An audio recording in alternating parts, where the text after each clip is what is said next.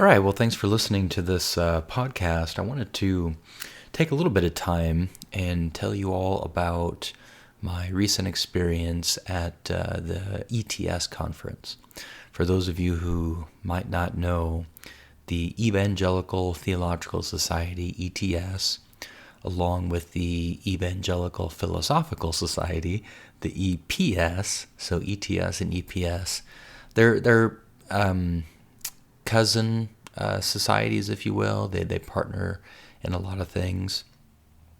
But every year, they have their annual meeting. And it's usually in a different city every year. And this last year, here in November of 2022, it was in Denver, which makes it really convenient for me because I live here in Lincoln, Nebraska. So it's not too hard just to drive over to Denver. And this annual meeting of these two societies always takes place the week before Thanksgiving week. And it's a regular conference that I go to. It's probably the major conference when it comes to evangelical scholars, not only in America, but around the world. And there are thousands of people that come to this conference every year. So it's a great opportunity to meet other evangelical scholars, see people that you only get to see once a year at this conference. You know, I run into some of my professors that I've had over the years, colleagues, people that I was students with at the two seminaries that I attended. And then you just get to see a lot of friends and meet a lot of new folks. So it's always a great time. I wanted to tell you a little bit about my experience this last year in Denver. I got a chance to go. I think this is the third year we've gone together, but the last few years I've gone with Tim Stratton, which, if you guys are familiar, he has a similar apologetics ministry in Kearney, Nebraska. He calls his ministry the Free Thinking Ministries. So I encourage you to check him out if you haven't. YouTube channel, website. But he lives in Kearney, Nebraska, and so especially, me just driving across the state of Nebraska, it was easy for me to meet him in Kearney, and then for us just to drive together on to Denver. And it's great going with Tim. Tim knows so many people, and it's great. He introduces me to a lot of folks and get to meet folks from both professors and students that he had. He went to school at Biola on the West Coast, and I went to, Southern Evangelical Seminary for a couple years, and then Southeastern Baptist Theological Seminary on the East Coast. So he introduces me to a lot of the Biola folks, and then he's very well connected in the Reasonable Faith ministry, William Lane Craig's ministry. So over the last few years going with Tim, I've just met a whole host of folks in the Reasonable Faith community. Besides obviously William Lane Craig, there's Tyson and Michael, those that kind of run the ministry. But then also Reasonable Faith has chapters, similar to Ratio Christi chapters, but they're not necessarily college-focused. They're just apologetics chapters all across the world at local churches and communities. And a lot of the Reasonable Faith chapter directors go to ETS every year. So I've got a chance to meet them. Guys from Alaska, from the Midwest. Doing this last year is how I got to meet Andrew Drinkard down in Kansas. And Andrew and I have done a lot of work together now and are writing a book together. He helped me prepare and went with me down to the debate in Florida in March of this year, where I debated that atheist Dan Barker, and we're turning that into a book, and Andrew's going to be the editor. So one thing that ETS allows us to do is work on these collaborations, where we're working together with other scholars, other Christians that are into theology, philosophy, and apologetics. So it's a great time. It's mostly an academic conference.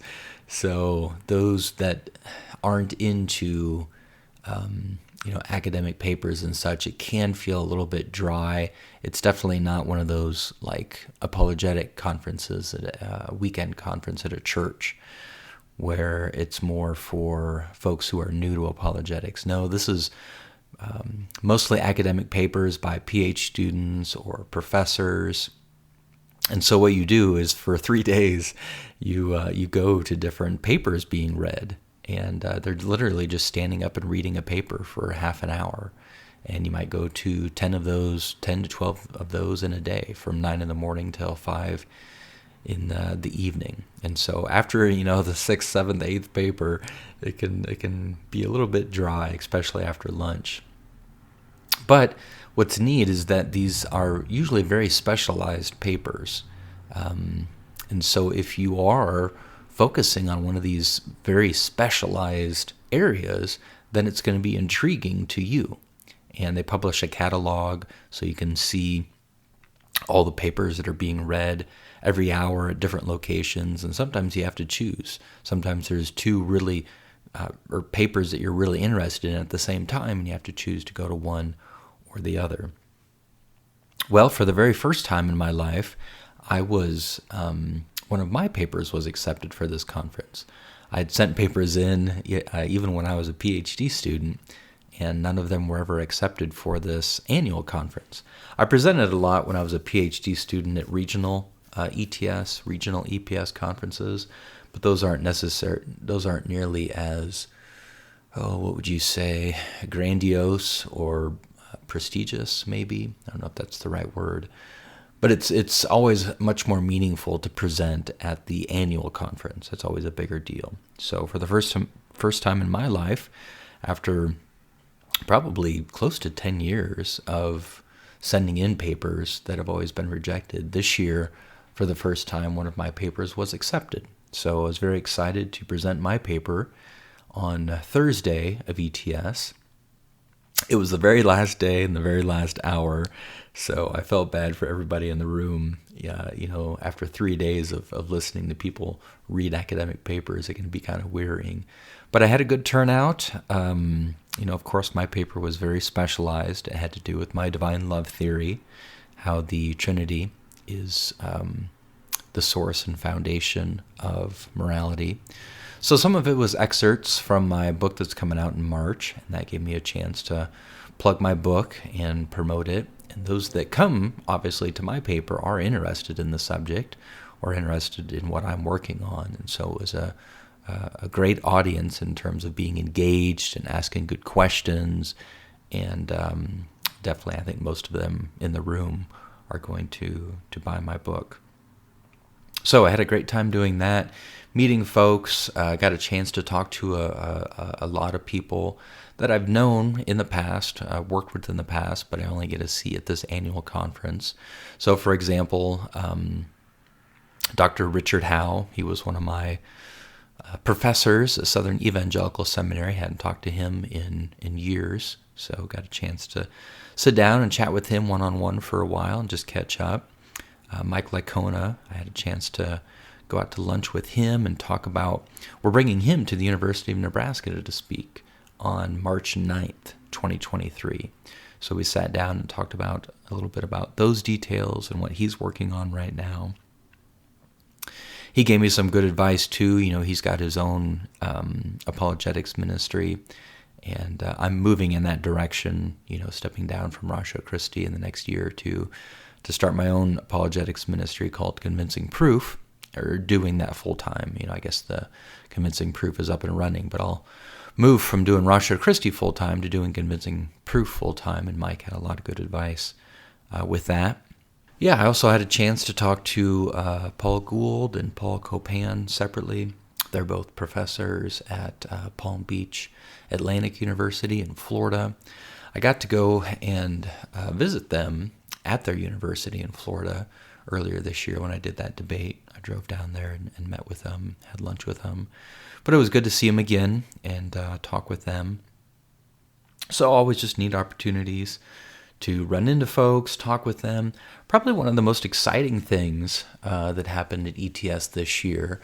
So if you've been following along with the William Lane Craig, he discussed my divine love theory on his podcast in October. And he spent the whole podcast, I don't know what was it, 20, 25 minutes talking about my divine love theory. And I'm very thankful for that. It's great to get the word out about what I'm working on. And he has 200,000 people that listen to his podcast every week. And so those folks got an opportunity to hear about me and my work and my divine love theory. But in his podcast, he shared some concerns about my theory. And I've discussed this a lot already. I won't go into all the details, but I wrote a response to his concerns, and then Tim Stratton interviewed me on his YouTube channel, gave me a chance to share my response to Craig's concerns. But basically, Craig was concerned that he thought my theory was affirming what he calls this identity thesis, this idea that God's moral nature just is his love, and that God's moral nature is just reducible to his love, the love between the members of the Trinity ultimately, and then God's justice flows from that. And Craig is very much against that identity thesis. He believes that God's love is separate from God's justice, that these are two different attributes that are both fundamental or essential to God. And he thought that my divine love theory was affirming this identity thesis, which it doesn't. And that was mostly the gist of my response, that no, you're critiquing the identity thesis and critiquing my divine love theory, thinking that it affirms this identity thesis, but in fact it does not. So his concerns or critique of my theory didn't really apply to my theory. They applied more to this identity thesis, which I do not affirm, nor does my divine love theory. So regardless, just a simple misunderstanding. However, at ETS, Craig read a paper, and his paper was on this issue. This is what he's focused on right now, of combating this identity thesis. And so he made a case from Scripture and from reason that no, justice doesn't come from God's love. It's a separate essential attribute of God. So he wants to make the case that God's moral nature is both essentially loving and essentially just. So God's love and his justice are separate essential attributes. Interestingly enough, in Paul Copan's paper, Paul Copan, he did affirm the identity thesis. So him and Craig disagree on this particular issue. I talked with Copan about it afterwards, and yes, did affirm that they disagree. But as Copan said, it's a very minor issue, even if somebody would affirm the identity thesis. Unless you're going to be, one of those extreme, liberal theologians who just flat out reject God's justice. But certainly Paul Copan doesn't do that. He affirms God's justice. He just thinks that ultimately God's justice flows out of God's love. Where Craig says, no, God's love and justice are separate things. So anyway, after Craig's paper, where Craig tried to make his point on this issue, Greg Kokel stood up and asked a question during the Q&A time after Craig's paper. And Kokel asked a good question that I think a lot of us were thinking, but he asked Craig, he said, look, in the past, Craig, you've critiqued, for example, the Muslims' understanding of God, being non-Trinitarian, just being, one person.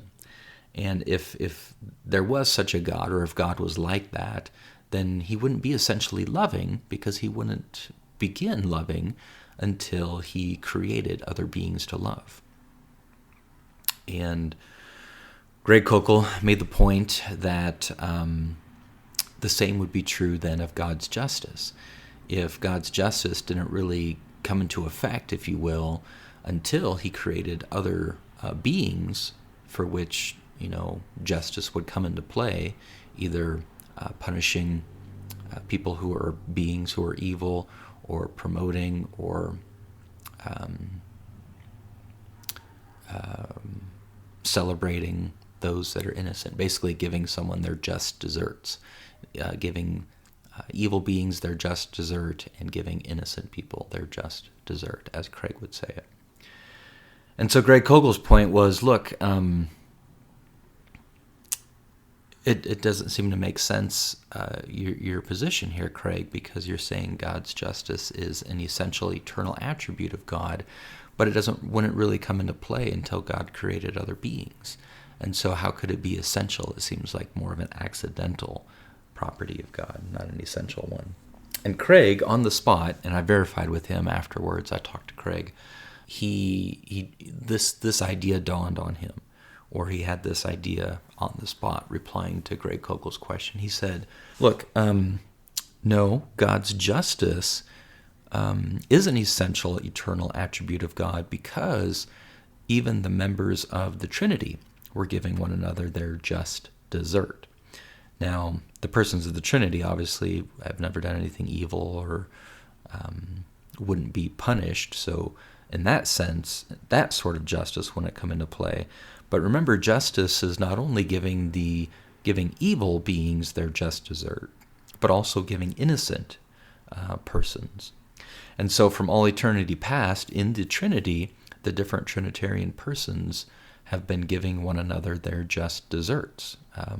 And that could be, you could think of maybe, Craig didn't say this, I'm adding on here, but you could think of them giving one another glory, right? For example, for glorifying each other for their innocence or their moral purity, their moral goodness.